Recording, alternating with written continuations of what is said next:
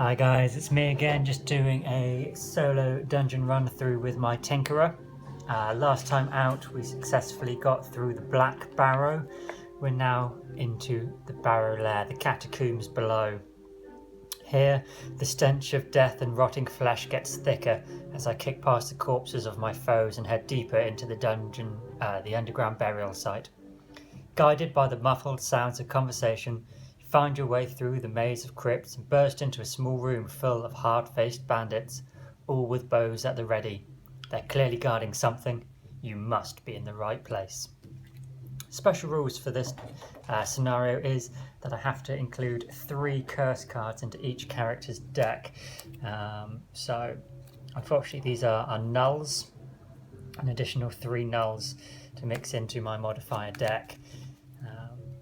Hopefully we can use our eagle eye goggles with advantage so that we can ignore a null attack, but that does now mean I've taken 4 -1 cards out through perks and leveling, but 3 nulls means there's a 4 in 19 chance that we're going to draw a null. Fortunately they don't reshuffle back in, so that is one nice thing. I've gone ahead and dealt myself out again to I forget what these are. 2 battle goals. Use no items and lay back. As I said, I hope to make use of my goggles. So purist and using no items is probably not the way I want to take this scenario. So I'll go for layabout. Gain 7 or fewer experience points during the scenario. That works quite well for the Tinkerer anyway. We're not a huge experience farming class, so I'm sure I may be able to keep it to 7 or fewer. If not, if I'm in a pinch and I burn through just to complete the scenario, it's not the end of the world. So we'll go for this. This is one scenario. I'm not sure whether my attempt here at dungeon scaling will work through. Dropping the bandit commander to level 0, he has 8 times the number of characters in house, so he's actually only got 8 hit points. This could be an example of a setup for a scenario where it simply doesn't take in consideration the fact that there's only 1 character playing. We'll see how it goes. It may balance well because he doesn't have too many hit points, but some of the creatures in this dungeon do soak up quite a lot, and I will also have to kill not only the bandit commander but those as well. So by myself it could turn out it does scale well. I've gone ahead and marked on these 2 traps that they are just stun traps. They're not stun and damage, they are simply a stun trap. I did myself a disservice in the last scenario. I missed it. I dealt myself 3 damage from a trap. Force of habit from being a level 1 difficulty would be 3 damage on a trap. While I'm running at level 0 actually with only 1 hero, I should have only taken 2 damage. So I just made things a little harder on myself again by not, or rather by taking 1 additional point of damage. These ones though, I've seen a few playthroughs where people have dealt damage and stun. It does specify in the rules damage would be listed as one of the criteria if that was the case. In this scenario it is simply listed as a stun trap, so it does deal no damage. It's sort of, I guess, a flashbang rather than anything more dangerous. But we'll get going. Once again I've dealt myself out 12 cards. I'm taking the same level 2 card. One thing that I did mistakenly do, I keep playing a game and reading this rulebook again, playing a game and reading the rulebook. As I leveled up I took both level 2 cards.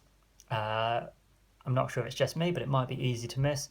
One clarification: you only choose 1 card of your level or lower to take. So I could take the second level 2 card when I reach level 3, or one of the level 3s. You don't get both of them, so it gives you a bit of a branch as to where you could take your character, which is quite nice. Another little customization. Anyway, brief introductions, been going on for about 5 minutes now, so we'll just crack on. I've got 2 bandit archers, they've got 4 hit points. I want to go before them, and I may look to just deal some straight damage. Yes, let's go for my reviving shock to target 2 enemies. If I want to go early, I should probably go for a quick movement card. I'm going to go for just a move of 17. I don't feel like I'm going to need the heal straight away, so we'll go with initiative 17. The archers flip themselves over, a 31. Just a straight up, no modifier, move 0, attack 0. So that's fine. We're going to give ourselves advantage. And who do we have? We've got archer number 2 first of all. So archer number 2, a +1 or one of our curse cards. That's ideal. So the archer will take 3 damage.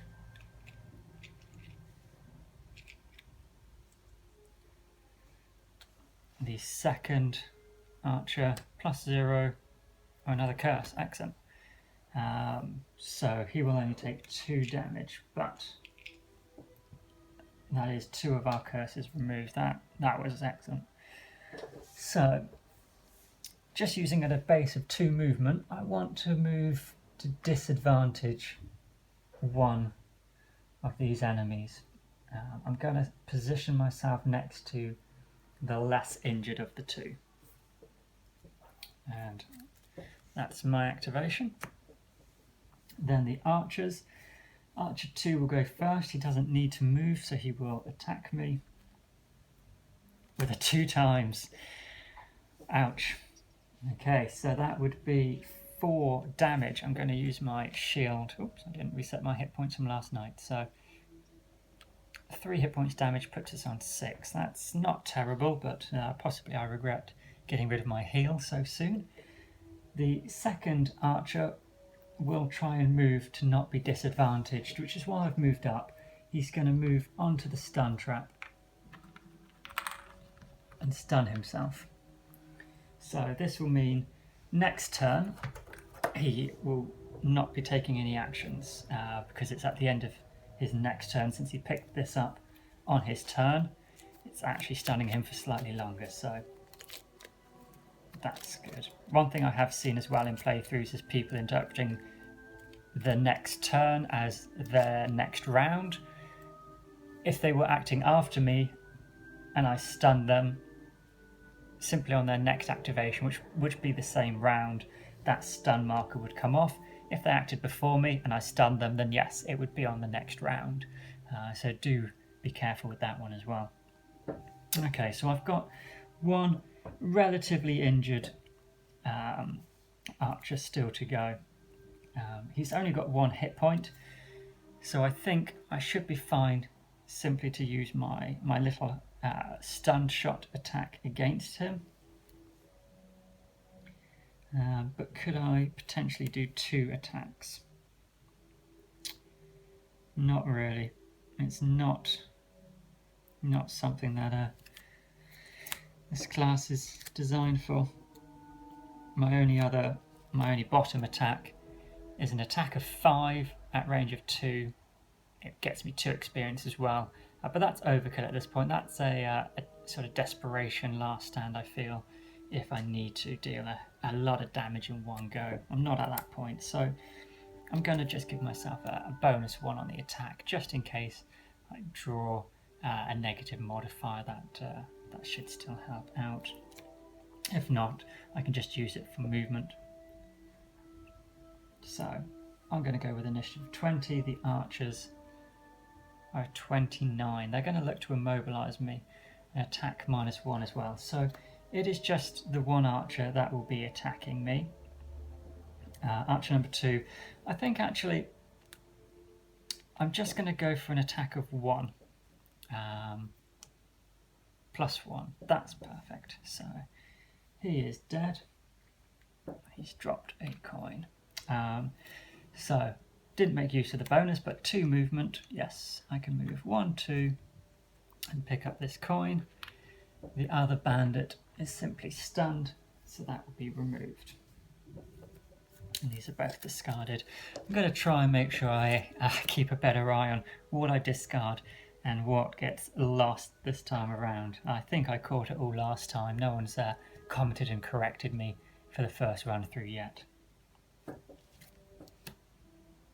Okay, so Bandit Archer number 3 still has 2 hit points remaining.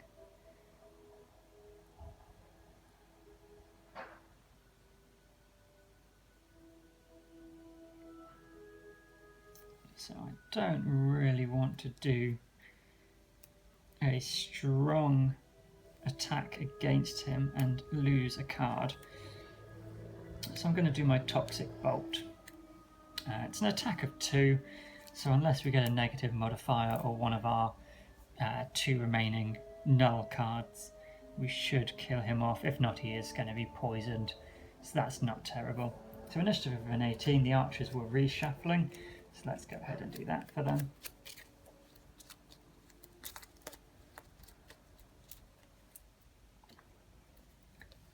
A 31 again, so just a move +0, attack +0. So I'll use my Toxic Bolt first of all. So it's a 2 damage attack times 2. Okay, so that's plenty enough. That will kill the archer. I then have 4 movement. I could open the door and then go back to collect the coin and let everything in here activate. I do still have 3 turns left of cards, but I have used most of my attack cards that don't lose me the card. I will want to long rest.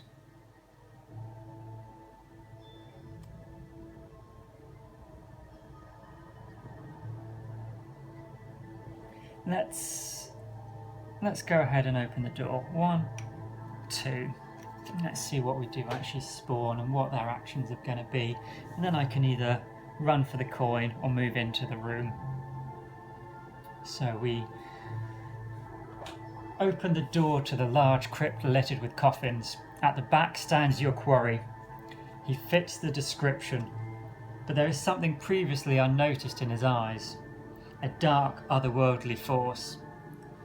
Who are you to think you can interrupt the work of the gloom? A dark energy engulfs his hands as he speaks.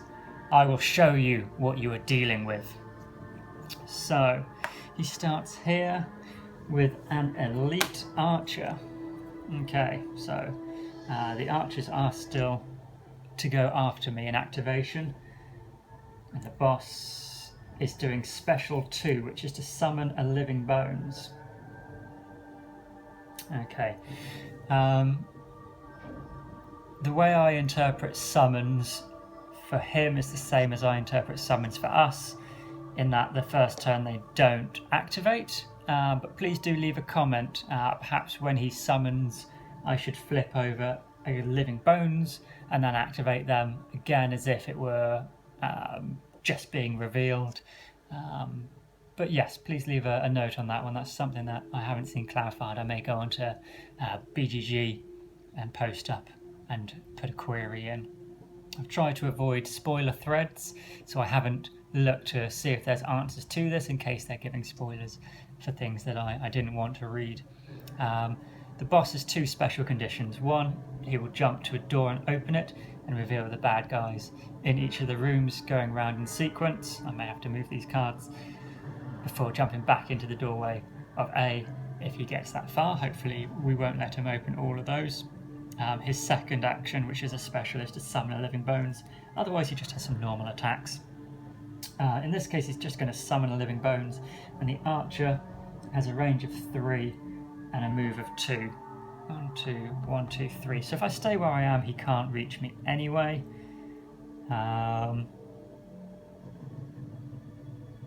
I think I'm going to go for the coin. I'm not too worried about them at this point, so we'll go back, collect that coin.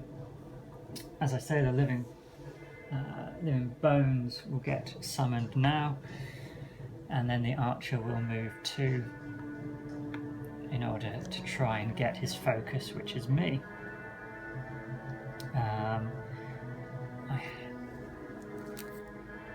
I've brought a trap to the party, but I have already used it this round. So, unfortunately,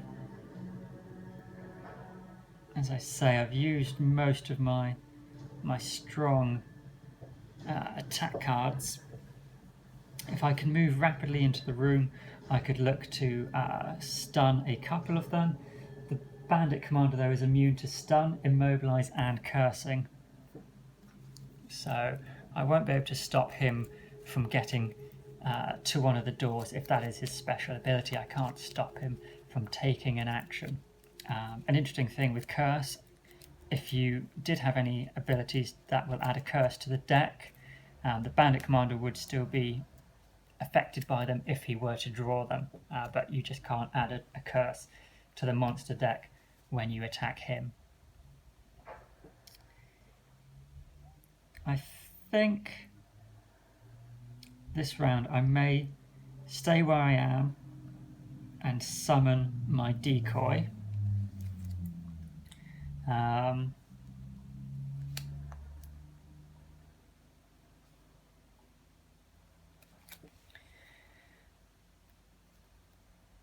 act.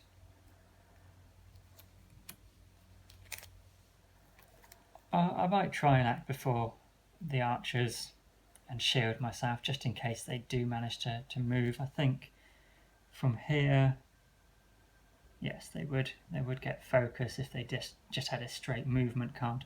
So I may go before them. It's unlikely, but hopefully they shouldn't deal me too much damage anyway. And then I can just put out my harmless contraption and then look to attack them next round. The archer draws a move -1, attack -1, and creating a trap. That's not too bad.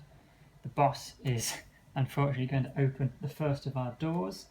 The living bones are going to move +1 and attack -1. So we'll activate the archer first. He has a movement of 1 and creating a 3 damage trap. So that is right in the way. That would be just where my contraption would look to walk. That's a shame. Then the living bones, a move +1, so he's going to move 3. 1, 2, 3. He's going to move the long way around now. And then myself. Okay, so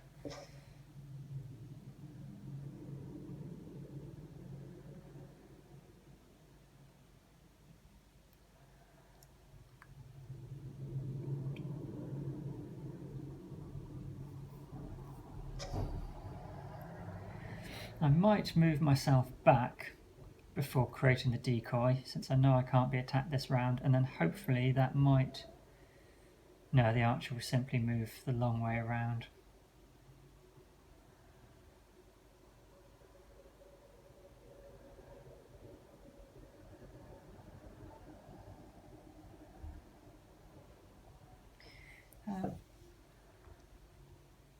I'm going to move and summon my contraption. It's not ideal. I'm going to get myself 2 experience. But the decoy would be nice, and this is discarded. And then the boss is going to move to the first of the doors. This reveals 2 living corpses here. The living corpse at level 0. Let's have a look. I've put them as level 1. Level 0, 5 hit points, a move of 1, an attack of 3. Okay. So, my next turn then, I don't have an awful lot, do I? Perhaps I should take this opportunity to do a rest. I think I will. I'm going to take a long rest, so my initiative is 99. The boss is going to jump to the next door. This is terrible. The archers are just going to stay still and try and attack. The living bones. Oh, I should have, sorry. The living corpse's last round. A move +1. 1, 2, 1, 2 for this round. And move +0, attack +0. Okay, so first in turn order is the living bones. They have just 2 movement, 1, 2. Then next is actually the living corpse. They've only 1 movement, so he can't get past at the moment. This one will just move up 1. Then it's the archer, who has no line of sight. And then the boss will jump to the next door. I suppose if he does get through all the doors quickly and he just keeps opening doors, at least it won't do anything else, but I have a bad feeling that I won't be able to take out all of these hit points unless something dramatic happens. Okay, my contraption will then move up.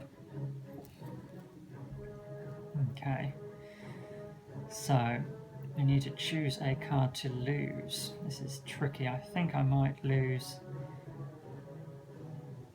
my stun shot.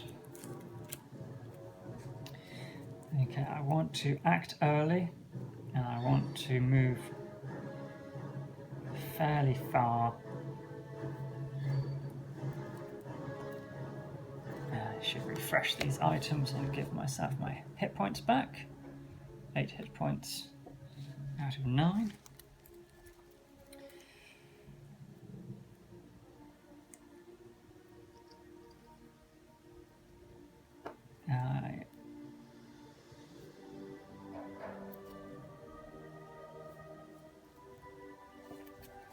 I think I'm just going to try and put down a couple of attacks.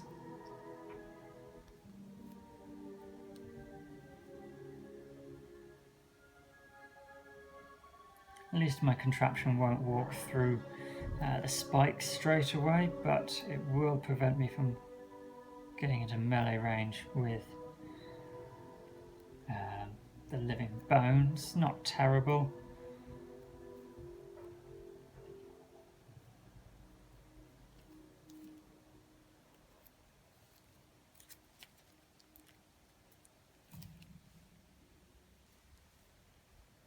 I might act on a 34, give the opportunity for perhaps the living bones or the archer to attack my contraption, and then I can heal him 1 after I've moved up before taking a couple of attacks. Let's see what happens.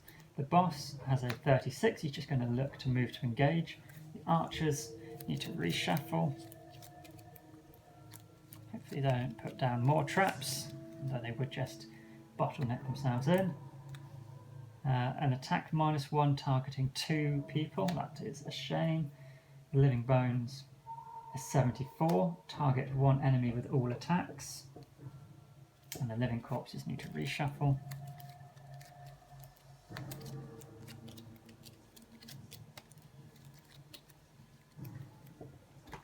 Living corpses, a move +1, muddle and immobilize, targeting 1 adjacent enemy. So the living corpses will go before me. They're going to move 2.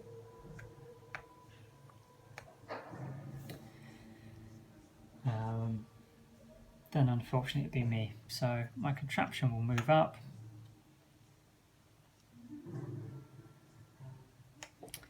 And I'll move up. I would heal my contraption, but it's not injured. I'm going to make 2 attacks.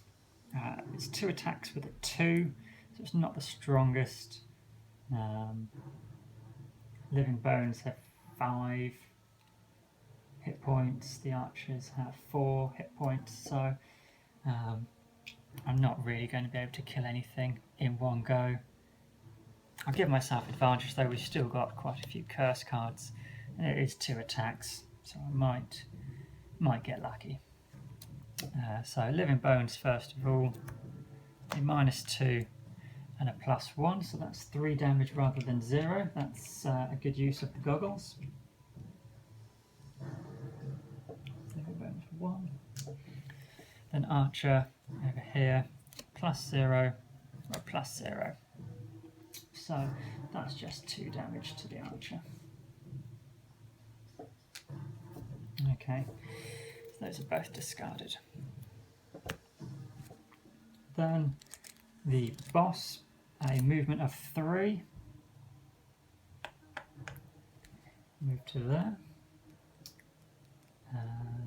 Then the archer, an attack -1, targeting 2. So with a range of 3, it can reach both myself and my contraption. So my contraption has the lower initiative, so it will take the first attack. A base attack of 1 plus 0, so 1 damage for my contraption. And for myself then, also 1 damage. Then the living bones will target 1 enemy with all attacks. They've got 2 attacks at a base of 1 plus 0 2 times. So my living contraption takes a further 2 damage. Okay, so it's halfway down.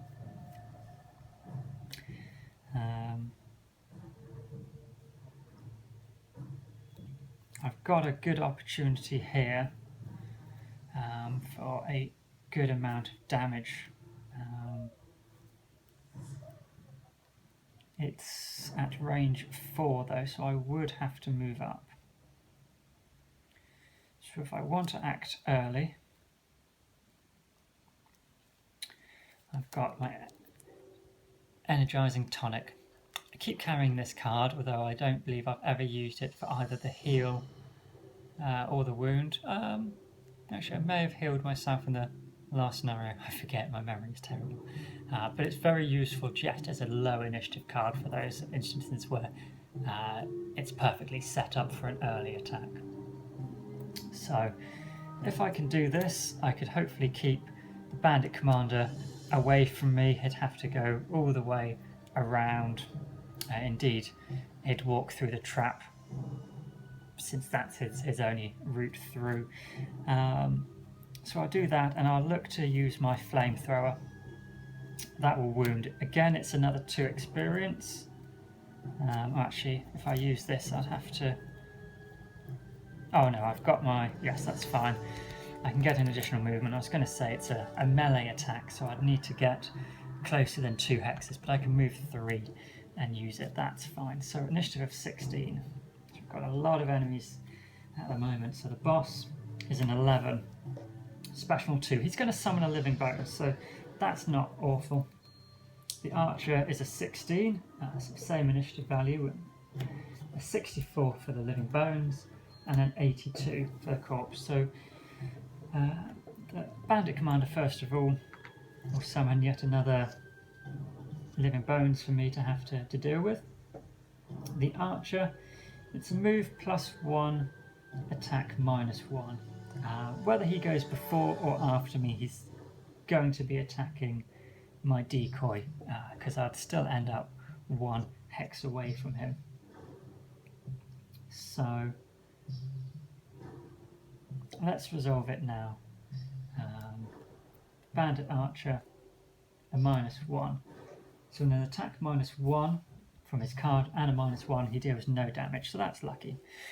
As we said, I'm going to use my Boots of Striding and move 1, 2, 3, just using the base movement. We're not using this to discard. And then our Flamethrower. So we're going to be attacking the 3 characters here. It's a shame I don't still have my goggles at this point, but we'll see. It does still put a wound on each of these, so if nothing else, that's going to slowly trickle away their health. There's 2 more XP, puts me on 4. I'm not being so much of a layabout, but living corpse number 1, +1, so he takes 4 damage and a wound, which will kill him when he activates.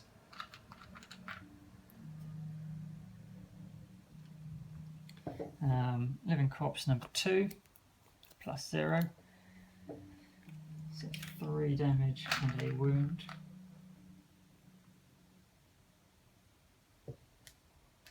I suppose I should have used my minor power potion. This is an attack against 3, including the boss, but never mind, it's been done.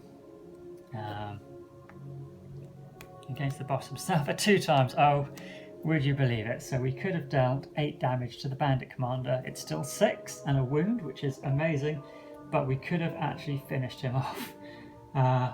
This is just my luck for not paying attention to everything. But the wound, as I say, it's slowly going to trickle down through his health. So that was pretty good. That was, yes, especially considering I didn't give myself advantage, probably as good as it could have been. The living bones will activate then next. They've got a -1. This guy's just been summoned. So as I said, I treat them as if they were summons like we would summon a contraption, and they don't activate on the first turn, but do leave a comment if that's wrong. But this living bones, first of all, with a move -1, attack +1, deals a base damage, 1 damage to my decoy. It's on 4 hit points. The living bones, if it were to activate, would move to here with its 1 movement, looking to slowly make its way round, so that's not terrible. The living corpse 1, when it activates, takes a damage and dies.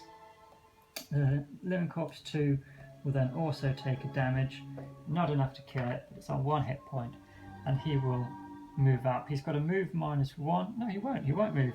Move -1 leaves him on 0 movement, so he will as well stay there and just burn from the flamethrower.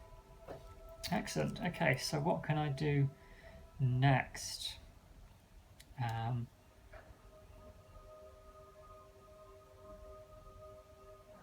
It's probably an opportune time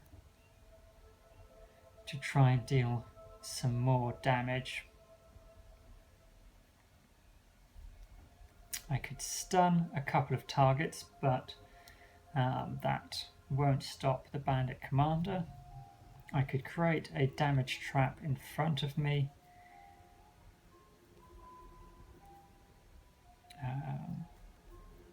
I have no more heal cards left for my decoy though, so that's a shame.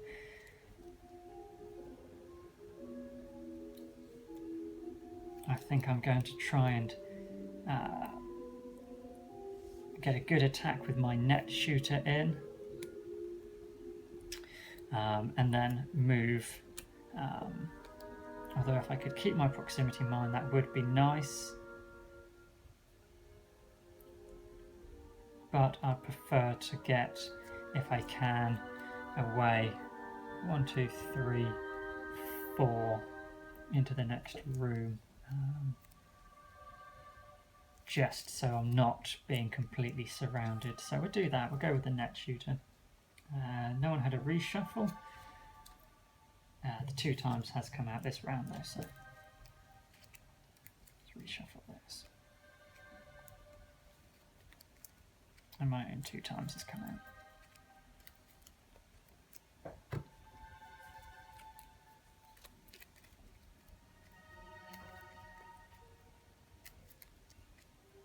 So once again, this time round, I'm not worrying too much about the elemental infusion track. There's no monster abilities that make use of the elements, and the Tinkerer has no abilities that are enhanced with the elements, so it's just another thing that distracts me and stops me perhaps from not making mistakes. Oh, yes, he didn't move, did he? Did I forget to move him last time?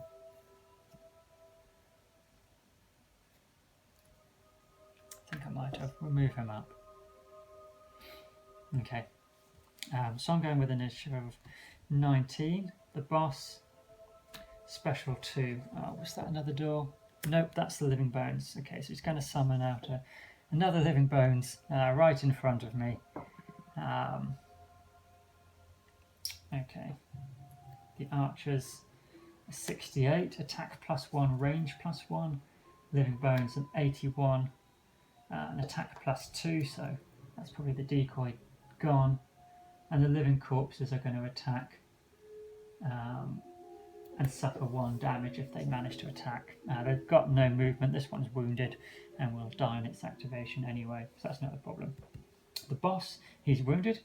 He'll take 1 point of damage, and then special 2, you will summon a living bones.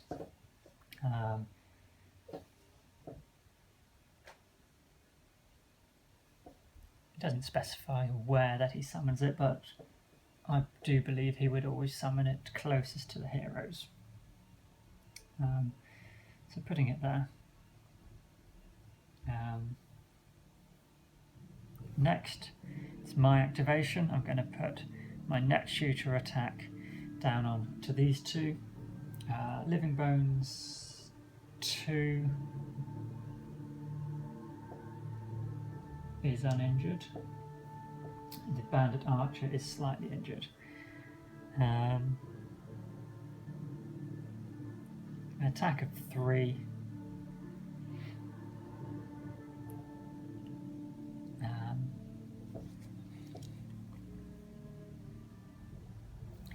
I'll keep hold of my minor power potion for the moment. So attack of 3, first of all, on the Bandit Archer. Oh, and that's my miss, that's unfortunate. Against the skeletons, a +0. So 3 damage on the Living Bones, number 2.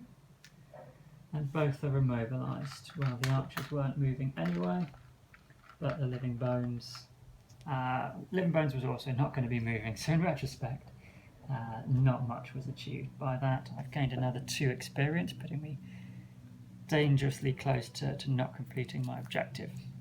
But, as I said, less of a concern. I don't want to stay next to these guys and get blocked in, so I'm going to move 1, 2, 3, 4. Using my movement here.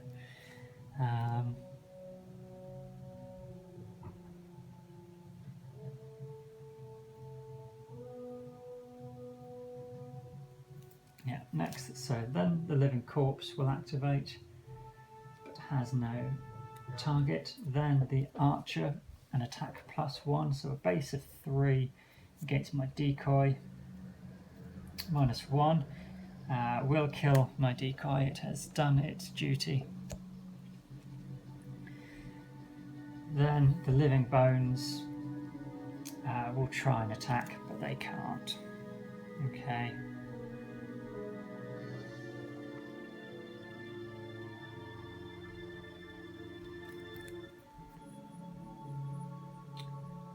Living Bones 1 is slightly injured. I might just go for a single attack this time round. I'll go with initiative of 18. I've got 2 reshuffles to do, and for my modifier deck, since I drew my own null and not my final curse card, I will need to rest soon, but hopefully being into this room, I may buy myself enough time to get a long rest in after this action. Okay, and these. Very unfortunate, could have killed that archer. Although, my harmless contraption would still have died to the next attack it suffered from the Living Bones, but it would be nice if the archers were out of the equation. At least with the wounds, the Living Corpse number 2 and the Bandit Commander will die on this round. So in 18, the boss is a 17, Bandit Archer a 44, 45 for the Living Bones, and a 66 for the Living Corpse. So the boss will go first, but he'll take his wound. We'll just check. Wound effect occurs at the start of its turn. Yes, so that would be before it gets to activate, as far as I interpret. So he won't get to summon yet another Living Bones. Then it's my go. I'm going to use my Toxic Bolt. The Living Bones have 2 hit points left, so long as it's not a null or a minus, it should be enough.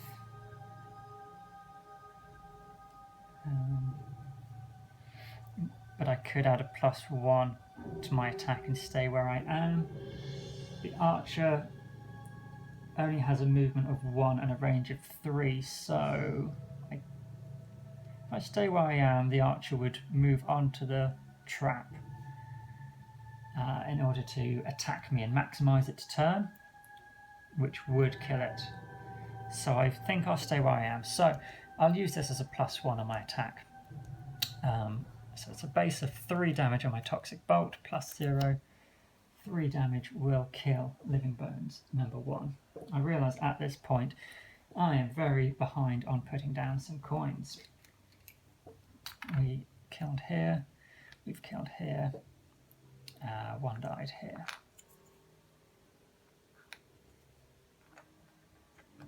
What's the point in going dungeoneering if you can't collect the loot? Okay, so that is my turn. I've used both of my cards and they will be, chucked away carelessly. There we go. Carefully placed.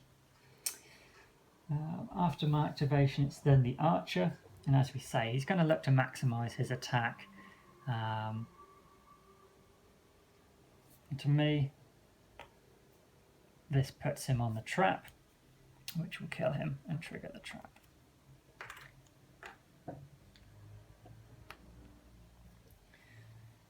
The Living Bones have a movement +0, so they're going to move 2. 1, 2, 1, 2. And the Living Corpse, first to activate is number 2, takes a wound, which puts him onto 5 and kills him. Number 3 then moves up 1. He has 10 hit points remaining, so that's something to be concerned with.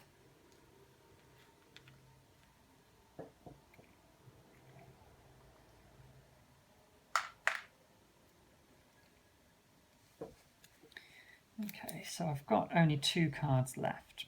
I can stun a couple of targets or do an attack, a ranged attack. I'm going to be going quite slowly, so I think I will play these as the attacks. I should hopefully be able to kill both these skeletons with my ink bomb. I will take 1 attack, but if it does survive, it will be muddled as I move away as well. And then I can rest, hopefully in the knowledge that next turn it's muddled and won't be attacking me. So I'll be going very slowly, but those are my options there.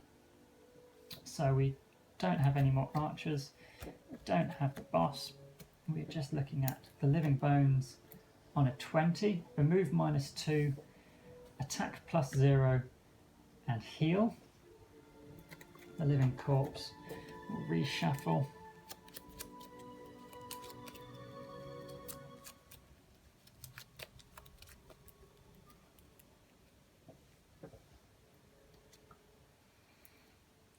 Living Corpse has a move +1 on a 47, so unfortunately the move -2 on the Living Bones actually keeps them still.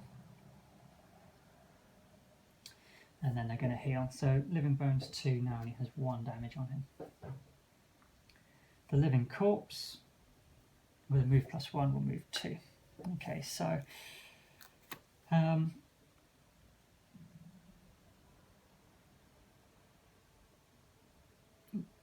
there's no point me wasting an ink bomb simply to injure 1 individual. So I'm going to move 4, 1, 2, 3, and then use my disorientating flash to stun these 2 Living Bones. They've already activated this turn, so this just means they are out of action for next turn, which means I fail my objective because I'm on 8 experience, so I can't be a layabout, but I can take a long rest, get my 2 hit points back. This guy should be too far away from me, and these guys are stunned. So let's choose which card to lose. The damage trap would be potentially a good option to still keep hold of.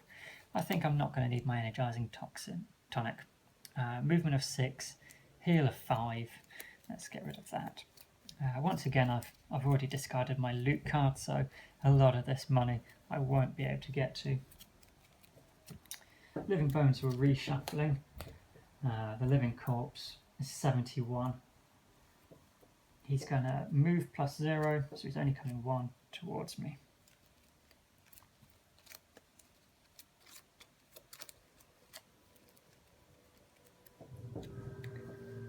64 on the Living Bones, move -1, but they're stunned, so they're going to take no action. They're activating first on a 64 of all numbers.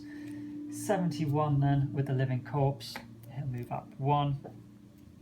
I've already chosen which card to discard, so I'll just regain my 2 hit points and refresh my items. Okay, so I could look at acting very slowly and hoping these guys do come within proximity to me, or I could shuffle around the sarcophagi and leave a trap.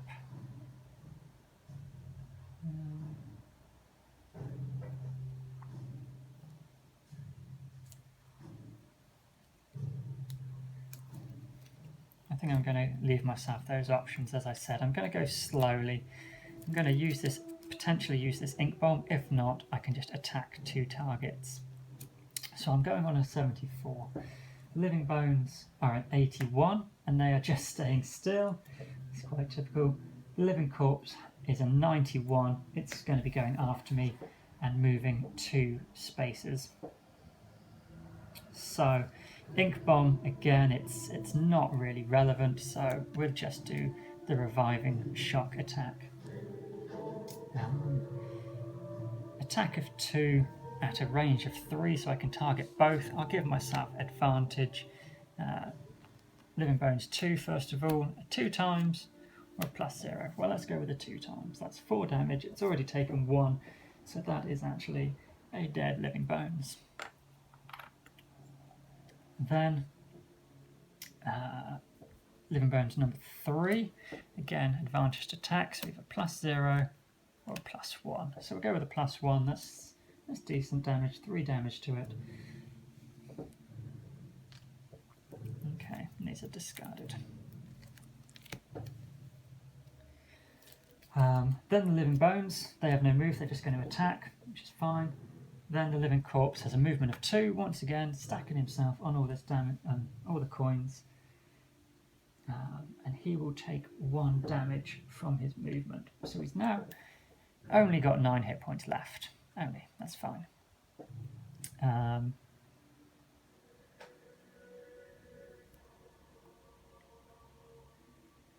think I'm going to go quite early and try and just finish off this other Living Bones and then move away.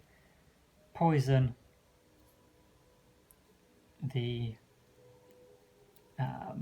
Living Corpse on my next turn and run even further away from him so I can do another long rest. I'm getting very low on cards.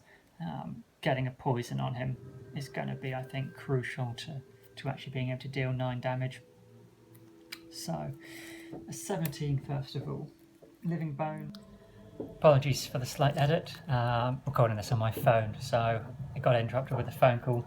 Set it back. Okay, so what we're looking at doing, initiative of 17. Let's have a little look. The Living Bones are a 45, the Living Corpse a 32. They're going to look to attack and push, so I won't be getting within their range. We start off with an attack. Attack 3 at range 3. I've shuffled my deck back up. I got a ×2 multiplier last time round. So 3 damage plus 0. That is sufficient to finish off our Living Bones. Excellent.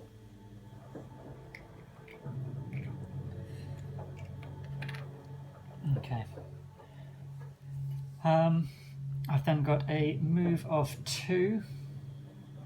The Living Corpse won't be moving, so I could use my Boots of Striding. I know I'm going to be resting soon.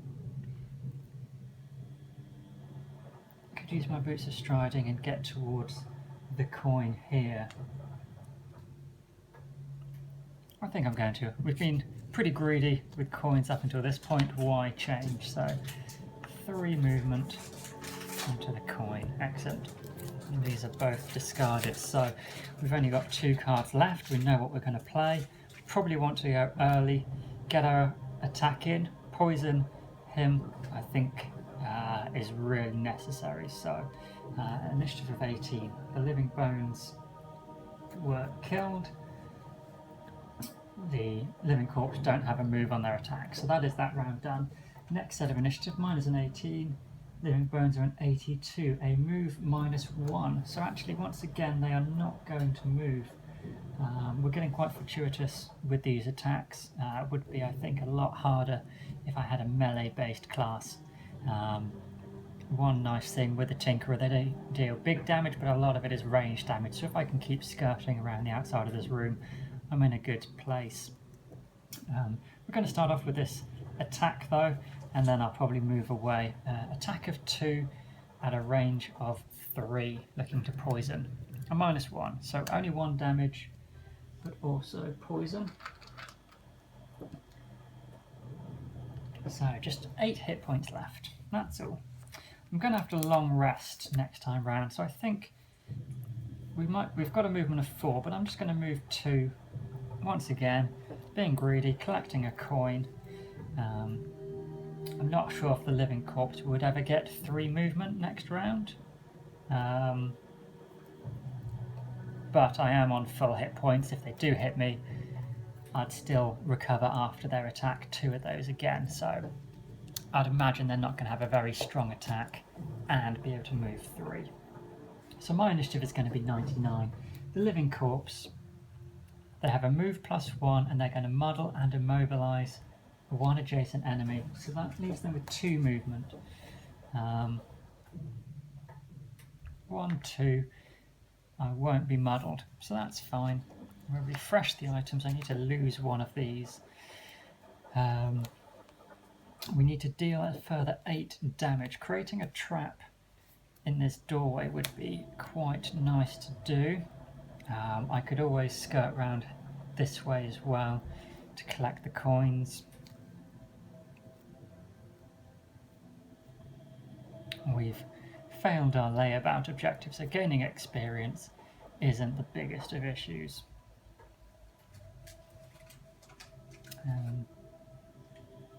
Probably want to activate fairly early. Let's see if we can't reach those 4 coins. Movement of 4.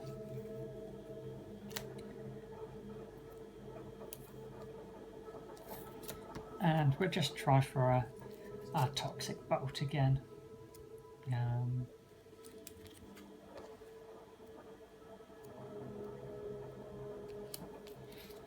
Yeah, just little bits of damage. Okay, so initiative of 18. The living corpse is a 66, a move +0, attack +0. So we are going to put ourselves in danger's way, but that's fine. 1, 2, 3, 4 movement for these couple of coins. I think that's probably worth it. Then an attack of 2 +1, so 3 damage, 4 damage because he is poisoned. Very useful ability.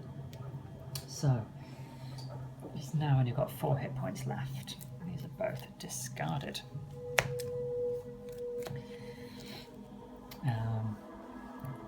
Living corpse will then move 1. He's got an attack of 3. Of course he does. He has a 2 times modifier. So we'll shield 1 of those points of damage. 5 damage. Puts us down to 4 hit points. Okay. Well, we do have a heal 5. That gets us 2 points, 2 experience points. So that's quite good to do.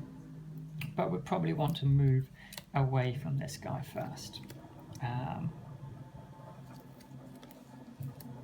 We've got our boots of striding.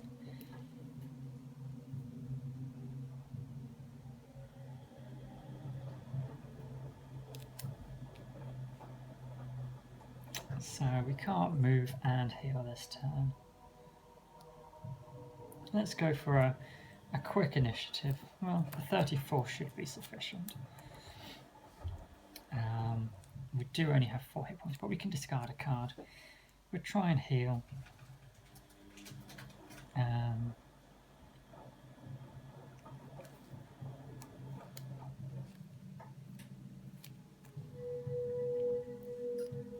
perhaps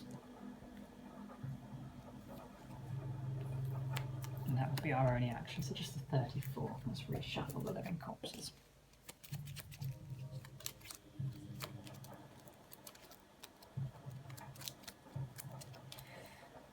As well as their attack modifiers.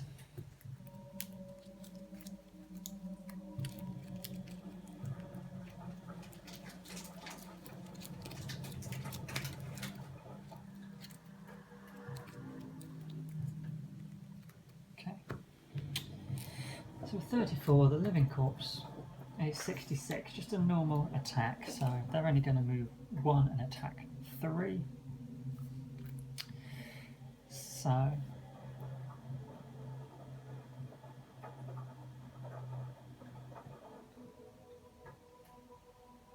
I'm not sure why I did it this way around. We wanted to move away first, didn't we?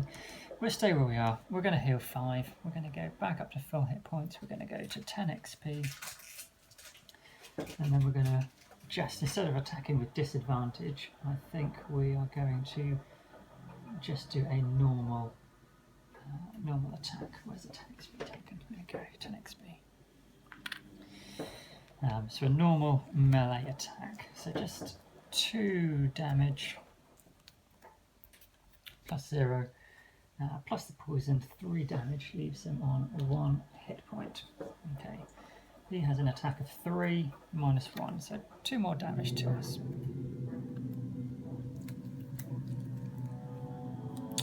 This card is lost. Okay.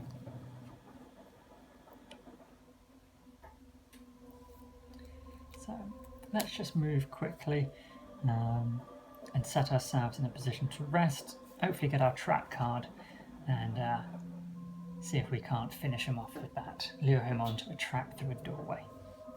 So we'll go with a 17. Living corpses do need to reshuffle. One nice thing with a trap, I won't be drawing a null modifier, so if I can convince him he wants to walk through onto that trap, that will be the end of it. There is no chance I whiff on the attack. He's just moving 1 on a 66 again on that reshuffle. Okay, so the greed in me tells me I want to get to this card, but I won't be able to. I'm going to take a long rest so I can choose which card to discard. So we use our move 4 and the boots of striding. 1, 2, 3, 4, 5, 6. Well out of harm's way. We're going to go there. The living bones will move 1. I'm long resting. So the living corpse, once again, reshuffling. Oops.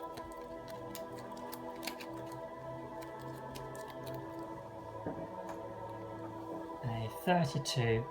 He's just going to attack and try and push. So he activates first but does nothing. My turn. Refresh my items back to full health after we dabbled in the lower third of our health for a while, and I lose one of these. I think my enhancement field can probably go. I've got plenty of other attacks as a possibility, so let's go all out. Either way, we should do it with this attack at the bottom here and placing a proximity trap. We'll go with an initiative of 18. We'll see what he's looking like he's going to do. Just his normal move. So he won't get within range this time. I realise now he's out of range for this strong attack. So I have once again shot myself in the foot here. But we'll put down our 6 damage trap in the doorway. Stand there. There's very little point me trying to back away or do anything else. I could have moved forward and taken a coin and then attacked him, or attacked with disadvantage and taken a coin perhaps, but I'd quite like to see him walk through the trap. So we discard our Toxic Bolt, our Proximity Mine. I'll leave there just as a reminder for the 2 experience should it become relevant, and a Living Corpse will move up. I've got 2 cards left. I'll act slowly on initiative, so if he doesn't move I've got the option to attack him. If he is going to move it will be done. So Living Corpse once again reshuffle.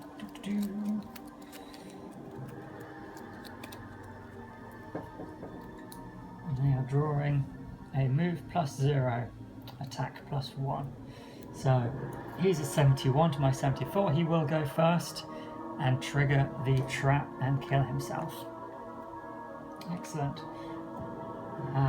Which, yes, I still have my turn. So this is actually a better way round. I can still move forward and loot some coin.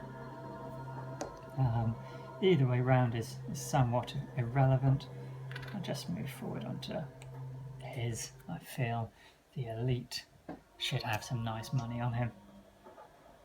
Excellent, so we've managed it.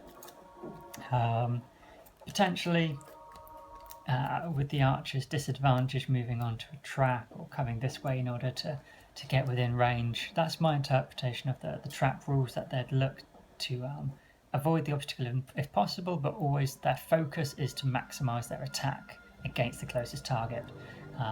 If they're looking to get an attack against that target, those would be the moves they'd have to have made. But let me know your thoughts in the comments, or if there's any clarifications in the FAQs that Isaac's put up on BGG that I've not seen. Do link it to us. I'll be very interested to know before I get too far into the campaign. I don't want to cheat the scenarios out of their difficulty. Thanks for coming along. It's been awesome to see some likes and the subscribes coming in. It's not sort of why I've intended to do this. I'm just filming on my phone. I don't have digital software or anything to really edit things. But I'm glad that people are getting some enjoyment out of it. It's been really great to see that. So thanks, guys. As I say, leave some comments. It's always great to read those. Bye for now.